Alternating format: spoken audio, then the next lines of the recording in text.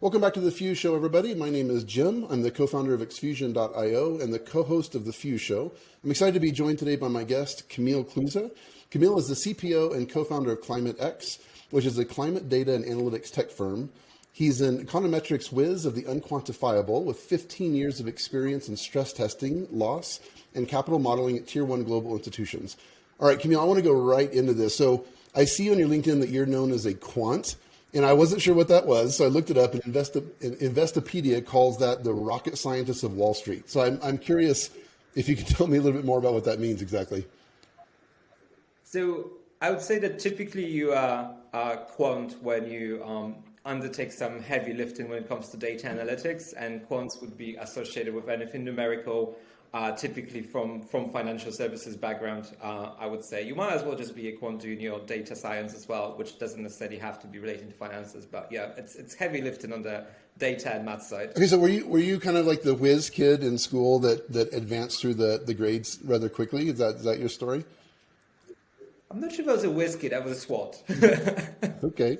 So yeah, lots of hard work and grafted, and I think you eventually just progress through your career, and I think it gets to the stage, and I had a career in financial services that I just decided there's more to life than financial services, and wanted to try climate and climate tech, and that was the next goal. And I wasn't just doing it for the sake of let's just go and change careers because that's the brand new and shiny thing. I think towards the back end of my career, I was always thinking about doing something with more of an impact. And we're not better if actually just looking into climate and ESG and trying to sort of turn the planet into a better place to live. Absolutely. Well, that's a nice natural segue, and I want to drill down into ClimateX, but before we do, let's keep it a little bit higher level and tell me more about what climate tech is just in general. So I guess I look at climate tech in sort of 2 or 3 categories. So if you sort of look at the top level, you probably think about the hardware and the software, right? The hardware being anything to do with carbon capture, anything to do with, solar energy, anything to do with wind turbines, etc. And then you've got the tech itself as in being the software, the data, the analytics. And within that, I'll sort of go further down, and you've got sort of nearly the mitigation adaptation. So the mitigation would be something that will be created at the back of the Kyoto agreements, which is everyone was crazy about the carbon offset, carbon capture, reducing carbon emissions, and that's still very, very much important. Now, I think the carbon offsetting is probably going through the second wave at the moment in terms of the new startups and new technology that is popping up. When it comes to the other angle, the climate adaptation, that's more relevant to the Paris Agreement.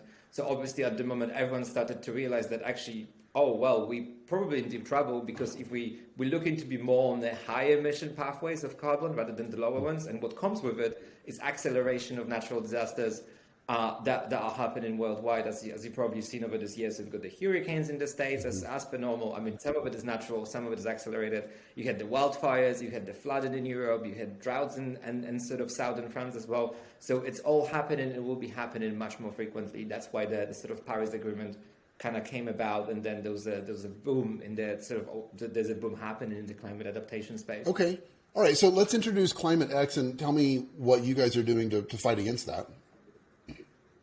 Yeah, sure, absolutely. So we climate data analytics firm, and I guess just talking about the agreements will be probably more around the Paris Agreement. I.e., we're trying to project long time into the future until 2100 in certain cases. What probability and severity of extreme weather events would be. So we would model things like floods, subsidence, landslides, coastal erosion, extreme temperatures at a very localized scales. And then we don't want to stop there because, if I tell you that the probability of your house flooding will be 5% and the severity of that will be 2 meters up, that's not going to tell you much. What we probably want to know is how much it's going to cost you, and how much that event's going to make a losses, and how it's going to impact your wallet. So that's what we're also working on. And we do that at scale. So we want to obviously imagine, every single little 10 by 10 meter grid or 1 by 1 meter grid. It's hell of a lot of data. Mm-hmm. So you need to be able to compute it computationally, work it out in a short space of time with a lot of parallel processing as well. So that's where the tech component comes in. Okay, let's dive a little bit deeper into just AI and machine learning in general, and give it to us like explain it like I'm five version, so we kind of understand how you use that to within Climate X. It's an interesting one. So just to qualify, I guess the way the comparison of AI or machine learning that I like to use, it's a bit like a Russian doll, right? So you've got the AI, and then the subdivision of AI is machine learning, and a subdivision of machine learning is neural networks, and all of those have different applicabilities. And I think many like very often people just randomly throw up in the air a term AI and just like think it's all encompassing, great, and it's pretty much a buzzword at the moment. Mm-hmm. So maybe to take a step back, I guess machine learning is good in two instances. One is where you need to approximate data and you don't have enough of the data on the ground. Okay. So for example, I don't know, we've got the very good data, from satellite imagery or from environmental agency here in the UK on the past flood. However, if we go to a different country when, for example, the satellites wouldn't go above a certain region, or if there's not good or not enough of the environmental data, you'd probably want to approximate it, build in some sort of machine learning model to tell you that this is what's happening. Obviously, you can fit this model. It's got the pluses and minuses, but effectively, that's one of the reasons you would want to do it. So we want to apply machine learning in data scarce regions. The second thing is that like machine learning specifically is very good where the system is too complex, especially in climate, to describe the laws of physics. So for example, our main purpose here at Climate X is what we do. We're trying to build something called a digital twin of the Earth. So in other words, the way you approach the modeling is you're trying to recreate as many variables sort of feeding into your hydrological model as possible, so that you actually use the law of physics to create what will be your flood output. So for example, you'd use the topography, you would use the land use, so whether you have a forest or whether it's a road or whether it's like a basin of sorts. You would want to use the distance from roads and things like that. And then on top of it, you then add the climate. Now, a good physical model, the digital twin of the Earth, would cope with that information. And if you have all the data, you don't have to apply machine learning. However, on the other side, if you think about subsidence, right, the geohazards, you've got so many different variables in terms of your lithology and in terms of what happens under the ground and on the ground, that actually sometimes the models are becoming too complex to describe with the normal rules of physics. So then you actually apply machine learning, because machine learning is quite good to simplify things. And then, whether you run a decision tree algorithm or a couple of others, you always try to get to the right answer. And it's sort of easier than trying to recreate things with the laws of physics, because they can be just too convoluted at that stage. I see. That's absolutely fascinating. So how much human involvement is there at this stage in terms of data labeling, et cetera, to, I don't know the right word, I'm not a technical person, but to implement this technology? So at the moment, given where we are, it's probably quite a lot. I mean, quite a lot when I think about it. But with our team of sort of slightly over 10 people, we probably got to the 1 billion of rows of data in terms, and that just describes a very small patch of the UK, maybe roughly 10%. So, and the rest was pretty much created by a bunch of algorithm and through automation. So I guess as we progress through time, the models will be able to self-run and self-calibrate, and basically things will be automated to the tune that they will run by itself, and this is where machine learning kicks in. So I think the question is great, and I think the idea is next year there will be like minimum involvement required as things are set up, so we'll be able to drop any model anywhere and it will just calibrate itself. I think at the moment it's sort of more of a, we've got the scalable models, we can do them, but I guess to combine all of it together, there's still some sort of a human interaction happening. Interesting. So who are your clients at Climate X? Is it governments, NGOs? Like, who are you serving, and what's the model? So the thing is that climate impacts everyone, and the way I like to think about it is, if you feel like you need to understand what your climate risks are, especially on the physical risk side, then it makes commercial sensitivity for you. But very often firms don't move because of the fact it's costly. They don't move on their own. That's why there's the regulation kicking in. So before you didn't have to do it, now you have to. So you don't really have any other choice. And it all started with financial services. So pretty much here in the UK, we're doing a climate stress test this year. So a bunch of smaller firms are already in the process of doing it. I think they should have probably submitted their results by now. Towards the back end of the year, there's something called an internal stress test where the regulator expects you to sort of, include your climate metrics as well. But then that's UK alone. We know that next year we've got EBA still covering the whole of European Union. We know that Asia Pacific is undergoing a similar process. And obviously, because of the Biden administration, everything has sort of sped up on the US side as well. So we know that the Fed will mandate the relevant climate stress test very similar to the one currently taking place in Europe and Asia as well. And that's one side of it. So that's sort of financial services. But then if you look broader, as you said, it's all about the policy. So the governments are interested in this kind of information, but also at the moment in the UK, New Zealand, even in US, there's been announcements that something called TCFD, which is Task Force for Climate Financial Disclosure, that'll be made mandatory across large and listed firms.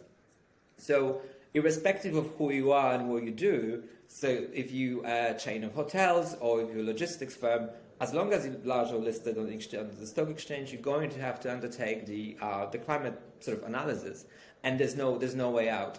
Now, it's also quite interesting because then you think, okay, why would a firm with like sort of three subsidiaries or so, or 3 outlets or 3 factories care about it?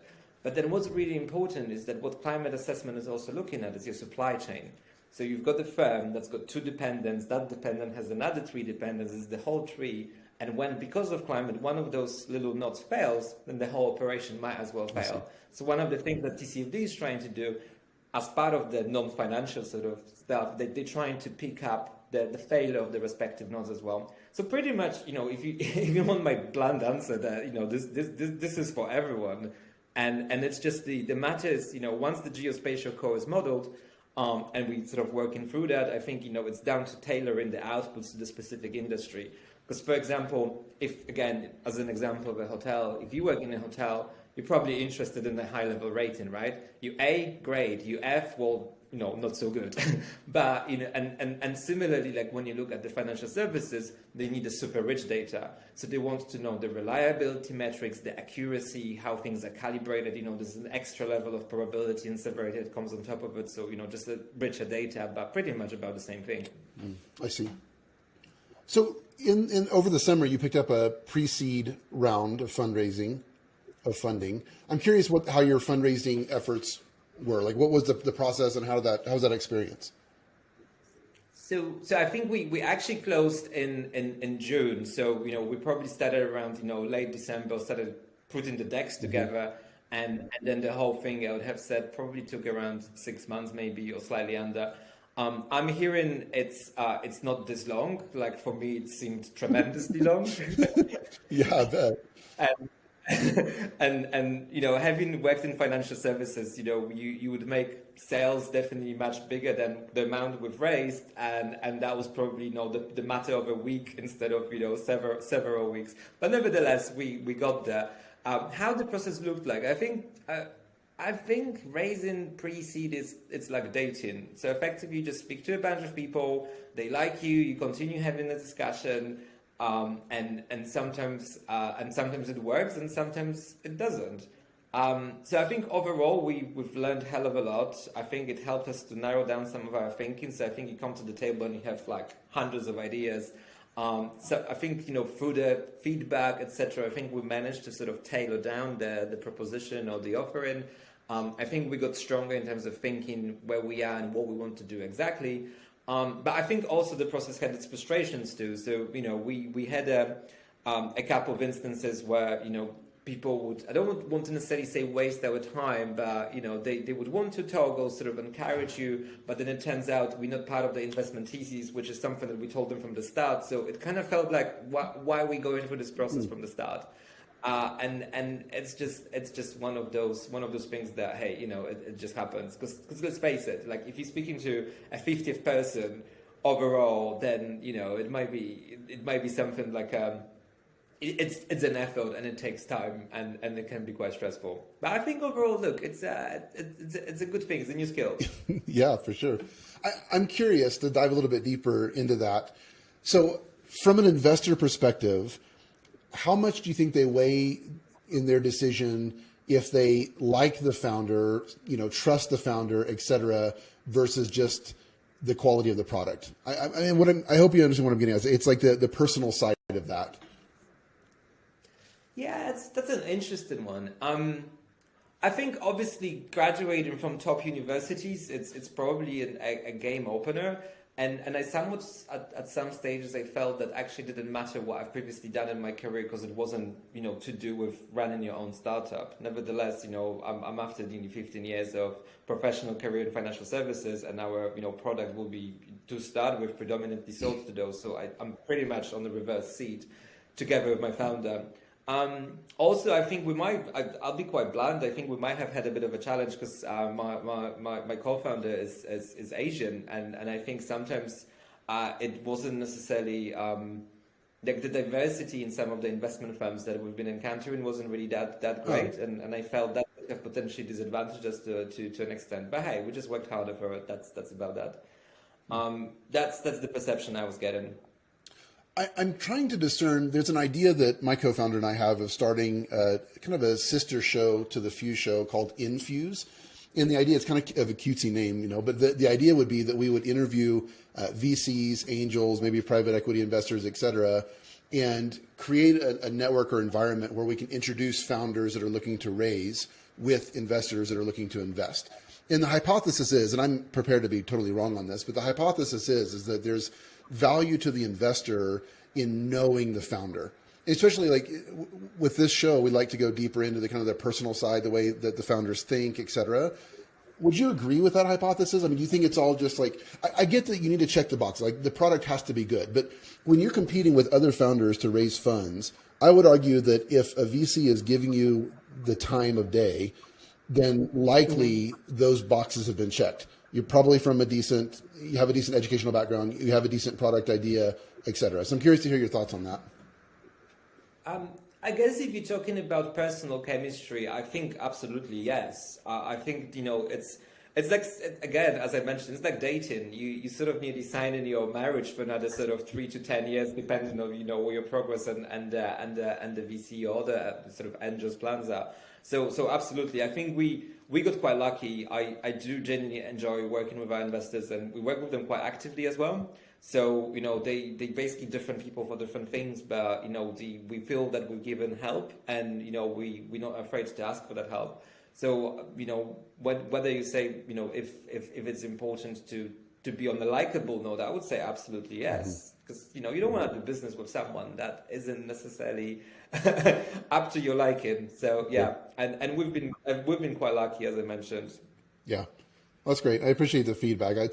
That's my hunch, and I guess time will tell, but there's got to be that differentiator at some point. And I think we underestimate how much our decisions are based on emotions, connection. Like I think we like to think that's not the case. I think we give more credit to kind of our left brain analysis, but I really believe that a lot of decisions are made with emotion.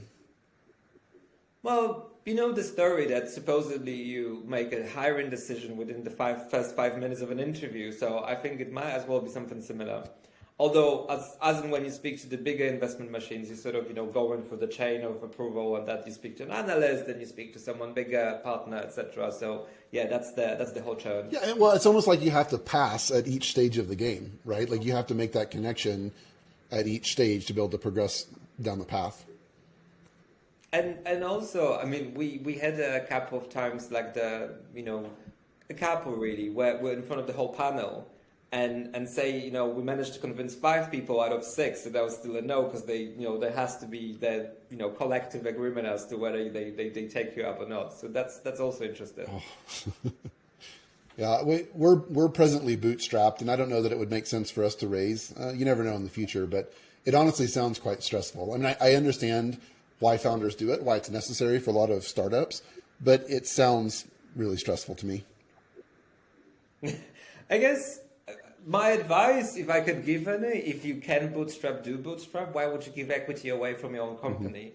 And even before you sort of look at raising funds, there are so many grants available, schemes, and there's so much help that can be given to you, starting from cloud credits through to discounts on things like Microsoft, HubSpot, Calendly, even, all those applications you use as a business. There seems to be quite a few doors being open, for founders to play with. And bootstrapping, it also depends, on the skill set. If you're a data engineer or a coder and you're trying to build an application, it really doesn't make sense to get huge investment to start with and try to play around and see how it goes. Right. I guess in our case it's slightly different because we were so cross interdisciplinary that it was just impossible to do bootstrapping because the original team within the first 6 months was pretty much around 10, 11 people. So because it was important to have them, because you had a data scientist and then the engineer and the econometrician and sort of a person in the business dev side of things. And I think it's a well-oiled machine that just needs a lot of different parties. I see. So it just depends, I guess, on a vertical, I would say. Yeah. I mean, certain businesses have no other viable option. I think about network effect businesses, like Facebook is an extreme example, Uber, et cetera. It's like those businesses require a significant amount of funding to even have a fighting chance. Yeah, absolutely agree. Yep. Yeah. So I'm curious, like what makes you so passionate about this topic? You kind of touched on that a little bit earlier, but I want to dive in a little deeper. Like, obviously, you have a lot of opportunities at your disposal, a lot of things you could have done. Why did you choose to go down this path? So I'm a bit of a tinker, and I like to build things and implement them. I'm not an engineering type, but I'm really good in terms of building models, and that's what I've been doing throughout my whole life. Now, just relating to my career, even though I was in financial services, I used to work a lot on stress tests and tests for things like, currency tanking, or China going to war with US, or the GDP going, entering a recession, etc. So climate is just another puzzle to that particular sort of, equation of, what can happen to us as society. So it was quite interesting to me because, it did help to leverage my skills, but also was something new and interesting and exciting, and that could potentially help. Just looking at the longer term plans, maybe after 10 years, if I feel accomplished and, we've gotten where I'm here with Climate X, maybe I would want to go to World Bank or UN or, some sort of, European, ERBD, which is the European Reconstruction Bank of Development. So yeah, I would probably want to do that. And I think it's somewhat creative as well, I would say, in a way, because at the moment I feel like I've got so many tools at my disposal. As in, okay, so there's a problem, but you can throw at so many different solutions. And, the question is, what's the most feasible one in terms of the speed of delivery, whether it's going to yield your revenue, whether it's actually doable, whether you can, scale it and do it at pace. I think it's all those elements. It's an impact and excitement, really, I would say. That's what makes me passionate about it. I think what's really inspiring, too, is when founders like you work to solve problems that likely won't even impact them during their lifespan. I mean, and I know very little about, well, compared to the depth of knowledge you have on climate issues, but is it fair to say that in all likelihood, you and I will be dead before this is a significant problem? Like, are you truly trying to solve this for, future generations that are going to have the most significant consequence from this problem? I think it's both. I think people typically tend to underestimate the impact of climate and what's going to happen. I mean, you don't have to look far. How many wildfires did the US go through in Australia over the past few years? It's absolutely ridiculous, and it will just worsen. There's, just looking no further. At the moment, the global temperature of the oceans and seas around the world has reached a stage where the coral is being bleached. Obviously, we know it supports the microorganisms, fish and everything that feeds off them, and it's basically the whole chain and the ecosystem of it. So I think it's the problem very much appropriate to now rather than later, and it's we do try to measure both now and the future and how things will be changing. Mm-hmm. And it's also very interesting because the climate won't change everywhere in the same way. So, for example, if we continue with the current emissions, it will get warmer in the northern hemisphere much faster than in the southern, which is also quite interesting because we wouldn't have thought of it. But also there will be places that it will rain more, but there will be places that it will rain less. So you can't always say it's going to be one and the same thing. There's a very obscure, not obscure, apologies, that's the wrong word. There's a very shocking case, I would say, even in Africa, where Kenya is expected to be half flooded and extremely so, but the other half will become deserted because the temperatures will rise to the tune that people won't be able to live there, and the life won't be necessarily sustained in certain parts of it. So it's also quite it's how drastic and the extreme weather patterns will be materializing over the continents. Huh. And also, I mean, we're talking about weather and the impacts and whether they're long term and short term, but it will impact humans as well. And I don't even mean things that we can survive in high temperatures and we've got air conditioning and we can be building shopping malls under the ground, and that's all fun and games. But I think what climate means is global displacement of population. There'll be mass migration, and I think the latest estimates suggest that between 25 to 30% of population will be climate refugees. And I think that was by the year 2050 or 2060. So we are talking about quite a serious number of people moving about just because of that. Interesting. So and think regarding Kenya, so about probably 70% of our staff, we have I think we're at 42 or 43 people full time on our staff, and probably 70% of them are in Nairobi, Kenya, or in that region. And just incredible, lovely, amazing people there. Definitely very tender for them and love them. I mean, is that a problem that's going to be in the near-ish term? I mean, what's the timing on that risk? I don't have all the numbers in front of me, but I think we just looked at it from the high-level perspective. So the year we're looking at is probably around 2050. But that was with the high emission scenario. Mm-hmm. So at the moment, I'm not sure if you're aware, because the whole world population is looking at RCP 8.5 and 2.6. Effectively, what they mean is just how much carbon we're going to be emitting to the atmosphere. Now, it's also interesting that the society as a whole, the policymakers, are looking at those two bands as the minimum, maximum, as the good and the bad. But the thing is that at the moment, we're on a very fast trajectory to overshoot the RCP 8.5 if we continue at the rate we are. So it begs the question, why are we looking at the bottom scale, since it's not at the moment even likely to happen? And which I don't want to sound alarmist as well, because of the fact scientists are very often accused of just ringing the alarm bells, but very often they've been listened to after the fact. So yeah, the general notion is at the moment that we very much aligned of, if not overshooting the RCP 8.5, rather than looking at the best positive case, which in theory should result in minor changes that will be all right for the society. And then even though some of the changes in climate will be irreversible, so even if we get to the stage when we emit in this much of the CO2 into the atmosphere, and even if we drop it all the way to zero, it won't happen. But even if some of the changes actually will stay in there for centuries, so it's not like it's something that can be easily reversed. I think part of the problem, and just speaking for myself, is ignorance. I mean, so I'm in Colorado, and we have awful wildfires right now. We have them in this state, and then we also have, the smoke and ash blowing in from the terrible fires in California. But I mean, looking out my window, I can normally see the mountains, and they're not that far away, and they're just completely covered in smoke right now. And the air quality is so low that breathing is becoming problematic, especially for people that have asthma.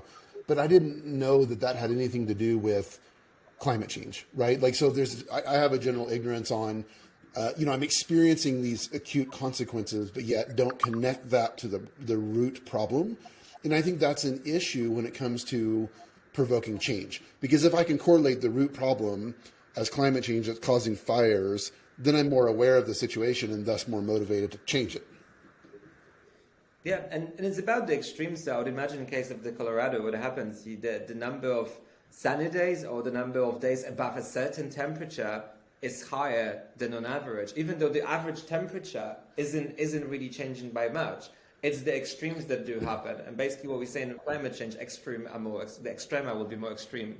And that's what will be happening in the case of Colorado. Because I guess we haven't gotten around to modeling the wildfires at this stage, but it's very much on the Q4 sort of timeline.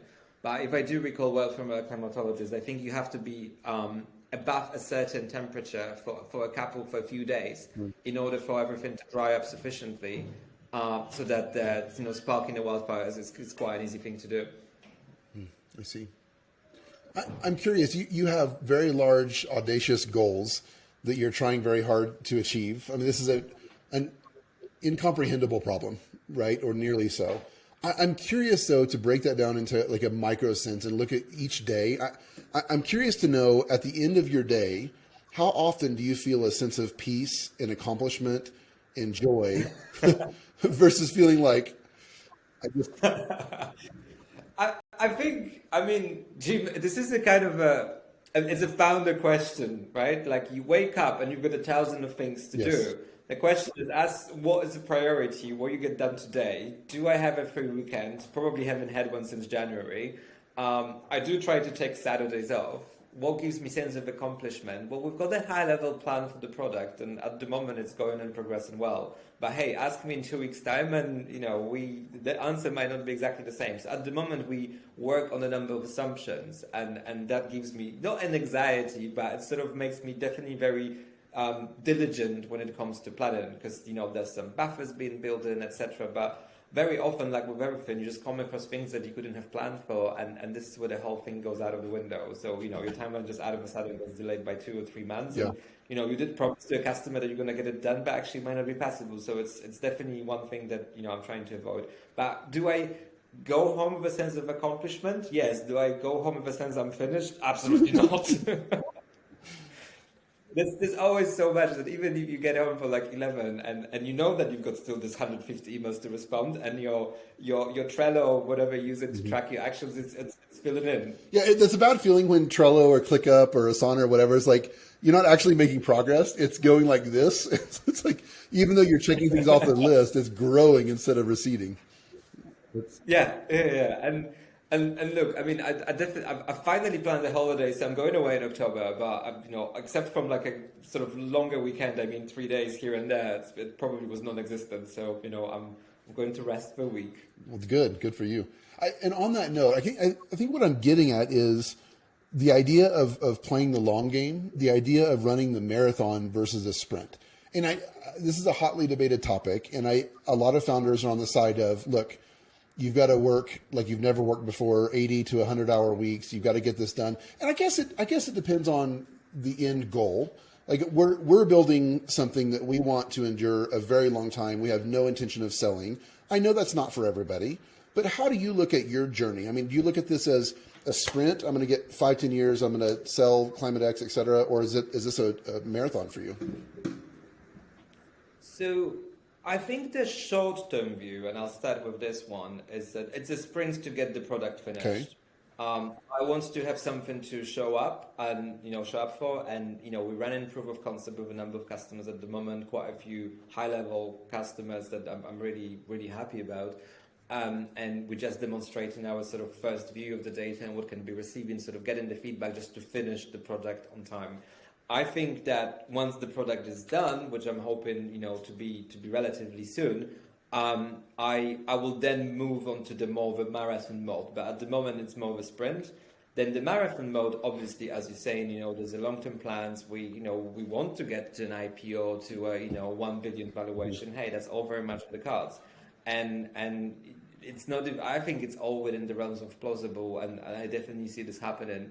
That's why I guess after this initial sprint, we kind of might want to be taking a few more breaks, etc. That being said, we are very proud of our team, and we do take care of our team as well. So we're not trying to overwork them. They sort of, for example, they knew up front that August will be busy, and that we need to get certain deliverables for the client first. But sort of at the moment, we sort of, as we've done it, we sort of move in, the science and the engineering team. We sort of looking at them and say, hey guys, there's nothing urgent happening tomorrow. Like, let's plan it better. If it's something takes you longer, or let's find some shortcuts, etc. But we're not trying to overwork them all the time. I guess the founder side is probably a bit different because I always be working longer, and you know how it is to run your own business. Yeah, absolutely. It's so interesting. I've been at it for a while with several different businesses, and I learn from each one. But also, like an interesting scenario that happened to me, that sounds victim mentality, that I did, was my behavior in my first startups was such that I created a scenario where my wife really resented the business. And that's not a good play for long-term success. So I've tried to be much more diligent now in making sure that I carve out family time and that I don't let my work take over. And part of that for me is just recognizing that the success of my day is not necessarily based on the number of hours I spend, but how effective I am and what I get done. And what I mean by that is like, I could have one sales call that goes really, really well. And honestly, if I did nothing else that day, that would still be a win. Now that, of course I do other things during the day, but it's like, you know what I'm saying? Like the impact of that one thing, even though it maybe took an hour, was much more than spending 10 hours spinning my wheels. So I absolutely agree, and I think there's a couple of things here to unpick. One is the family life is obviously important, and I do make sure that I spend time with family. Probably not as much time with my friends, which they're a bit annoyed about. But I'm definitely with my partner and my pup. I've got the Shiba Inu, aged 9 months, and he's absolutely crazy.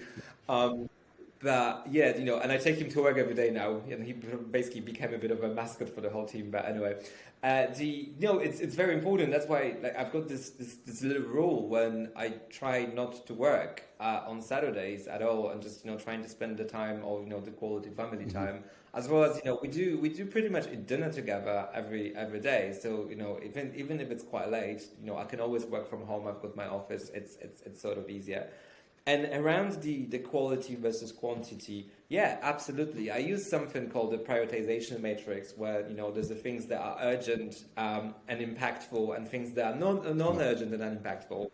And with the latter, you basically ditch them and just don't do them at all, because there's a number of things you'll be asked to do, but the question is is it impactful and is it urgent? If the answer is no, then the likelihood of me doing it is probably never. Yeah, absolutely. I'm curious what advice you would give yourself 10 years ago. If you could go back and talk to Kamil a decade ago, what would you say? Take a gap year before from the uni before you actually start working. Take a gap year. Why? I think that that would have given you a bit more clarity in terms of where to go, what to do, whether you want to train more. What's the actual job you want to do? Just try what's available out there. Spend more time doing the research. I felt that I had some time, probably around 6 months, for a bit of a break during university. But after I graduated, basically one of my professors effectively found me a job, and everyone was looking for it. I was like, great, I've got a job. But I think now, and it was an amazing role as well. But I'm thinking. Looking back, just don't jump straight into it. Maybe there's something else that would spark your interest. And I know that the parents those days, they definitely weren't appreciative of they just wanted their kids to graduate and then be the proud parents and job done. He's got a job and he's all taken care of, and that's all good. But I think now probably people are more open to it. So spend some time to explore and understand what you want to do, where you could impact things, especially now that. I feel that back in the day, I'm not this old, I'm only 36, but when I was graduating, I felt like, I had probably less options than the graduates these days, and the same probably would apply to my parents. They probably had less options than I did. But I think with the amount of options, the opportunities increase as well, but also I think the chaos as well that comes with it, or the indecisiveness, or sort of anxieties as well. I think they sort of become a bit more pronounced, which I can sort of see. And I've got a few family members at the moment, and they've all about to graduate or graduated recently from universities. And what I'm seeing is that they actually don't know what to do because there's just too much choice. So I'm not sure what's better, less choice but less stress, or more choice and more opportunity but quite a lot of stress. Yeah. Take time. Yeah, that's certainly a tough one. Obviously hindsight is always 2020, but do you have a sense in your past that you chased something for too long that you wish you would have let go early? And this is applicable to, employee going into business, or even just within the context of business, chasing something too long. There's the idea of sunk cost fallacy, et cetera.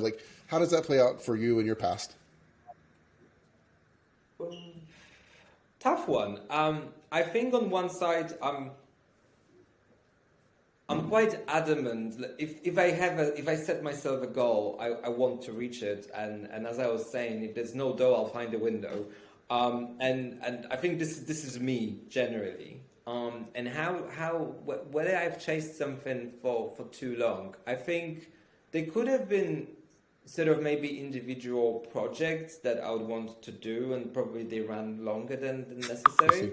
But I think, that I wouldn't consider them as a time wasted either. I guess maybe it would be more ROI beneficial to exit earlier, if you know what I mean. But overall, I think I don't have tremendous regrets about it. I think I would exit, just about the time. I remember one time, and it's quite cheeky. I've landed a new role in a firm, and I don't necessarily want to name it, but I've been there for the whole sort of 3 months until I passed my probation, and I passed my probation, but then I just turned around and I said, but you didn't pass mine, and that was the end of it. And I think it just depends really, but I think I would say that when it comes to my person, I would typically go and, if I set myself a target, it's there. And I think so far maybe I've been lucky enough to be able to get there. But when it comes to, I guess I'm in a startup environment, when it comes to wrapping up and sort of saying goodbye, and maybe, your resources are no longer required. At the moment, this is my second venture. The first venture is still around, but I thought I got to the stage where I wasn't bringing as much value as I would want to, as that would be expected of me. So I just decided to exit at that stage. So it's all within realms of plausible. Yeah, for sure. Let's end with this. So if you were to be reset with no money, no connections, no professional relationships, what would you do? Do I have my education? I was thinking about that pre-question. Like, am I going to give him that or not? Sure. Let's retain your education, but you got to start fresh. Yes. I would be doing what I'm doing. Yeah.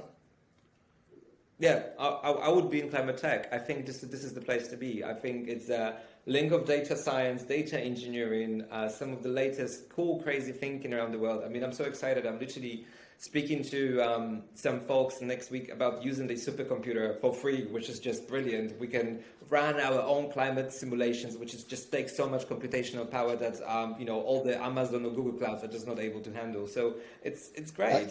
I don't know if there's a right answer to that question, but I think if there was, you just delivered it, because the passion for what you're doing is incredibly important. And I think there's a strong argument to be made, and probably there's empirical data somewhere that says that when an entrepreneur is truly passionate about what they're doing for the just cause, as Simon Sinek says, not just for the money or the notoriety or whatever, then they have a much higher chance of success. Oh yeah, absolutely. Look, the money at the moment in comparison to what it was, it's absolutely nowhere near. So there's definitely a passion driving me through it, and the finance is something secondary. I'm not thinking about it. I guess as I'm saying, I got to the stage in my career where there wasn't anything new and there wasn't any impact, and you just get to the stage where you just say, well, it's done. Yeah. I've been thinking a lot about just wealth in general lately, and what I've come up with is, and this isn't novel by any stretch, but I think it's a function of delivering value in the world and shouldering responsibility, a lot of responsibility. And I walked out of my office the other day, and I love what I do. I would do the same thing as you. I would do the very same thing. I love my team, and they're amazing, but there's just a weight of responsibility. And I've had different careers in the past, a lot of different jobs, et cetera, and I've never felt this kind of weight. And what I mean more than anything is that emotional, we had several team members sick. We've had, deaths amongst our team from COVID, family member deaths, like that weight of responsibility to care for our team. I realize some careers may experience some of that, but in my experience, there's never been something that has been so weighty with responsibility. And I think that's why entrepreneurs kind of have this opportunity to have limitless financial opportunities, because, well, if you add value, if your business is successful, then you're obviously adding value to people. And if you're willing and able to shoulder that responsibility, then I think there's a variety of rewards at the end of that. I would agree with that. I guess before this venture, I've managed teams before, so I think it wouldn't be the responsibility and being responsible for people, that didn't necessarily come as new to me. I guess obviously you've got an extra stress of running your own firm and looking at the P&L on a daily basis, where before I didn't have to care as much, and just moving from this bit of a step change to move from the financial services, to be fair, because you look at the million and then you just typically chop off the 6 zeros at the end, and it's pretty much the same thing, right? And then now when it comes to becoming out of your own firm's pocket, it's every pound or a dollar makes an absolute difference. So that's the big change, I think, for me. That's definitely something that I feel more responsible for, which is just the everything. Yeah. Whereas before, I think taking care of people sort of comes naturally to me and to my co-founder as well. I think when we set up this firm, we also saw, having worked in the corporate environment for quite some time, I think we've seen what's bad, and we didn't want to replicate this pattern. And at the end of the day, it's a job and it's a passion and it's becoming a part of someone's life. Then why not have a bit of fun and just enjoy what you do, and at the same time work in an amazing environment. Absolutely. So and I think the way it kind of comes, with the responsibility, I'm also of the mind that we all responsible as a team for how that team works and operates. So if there's something you want to do, then you should shout. And, if there's something you'd like to see implemented, then why won't you drive the initiative and do so? Because, we all work in the same office and we all see each other daily. And if you want to do an activity after, well, get it organized. It won't be always given to you, so everyone is sort of co-responsible as well. I kind of see it that way. Yeah. Well, Kamil, this has been a lot of fun. I really appreciate you being so gracious with your time. And I know it's dinner time there in the UK, and you very graciously stayed late. And I know you had a very busy day, so thank you so much. The website is climate-x.com. And we'll certainly link to your LinkedIn as well. What's the best way for people to reach out if they're interested in learning more about Climate X, or if they just want to say hello? We've got a couple of ways to go via website and inquire, or there's an inquiries at climate-x.com to reach out to us. Perfect. Great. Thanks again, Kamil. Cheers. Thank you, Jim.